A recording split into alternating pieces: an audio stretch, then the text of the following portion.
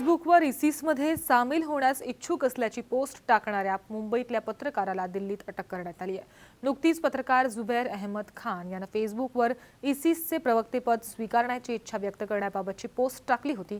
विशेष म्हणजे जुबैरनं याकूब मेमनला फाशी झाल्यानंतर 2च दिवसांनी अशा प्रकारची पोस्ट टाकली होती। कल्याणमधले 4 तरुण काही महिन्यांपूर्वी इसिसमध्ये सामील झाले होते। आता आणखी एक जण इसिसमध्ये जाणार असल्यानं पोलिसांची झोप उडाली। जुबैरनं यंदाच्या वर्षीच पत्रकारितेचं शिक्षण पूर्ण केलंय। जुबैर नवी मुंबईत जिथे राहत होता त्या ठिकाणचा आमच्या प्रतिनिधींनी घेतलेला आढावा आता आपण पाहणार आहोत।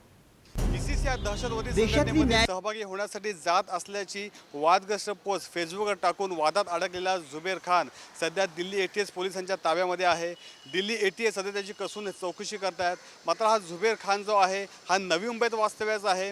याच खारघर सेक्टर 13 मधल्या ही जी माझ्या मागे इमारत आहे नीलम हाइट्स, याच इमारतीमध्ये जुबैर खान हा वास्तव्याचा आहे।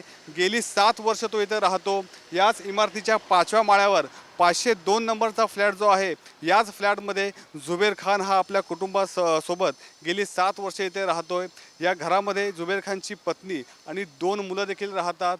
मात्र सकाळपासूनच ही माहिती बाहेर आल्यापासून त्याच्या घराचे कुटुंबीय हे बाहेर गेलेले आहे। सध्याच्या घराला टाळा आहे। मात्र एटीएसची चौकशी सुरू आहे। या चौकशीमध्ये जुबैर खाननं काही आपल्या फेसबुकवर वादग्रस्त पोस्ट टाकलेल्या आहेत।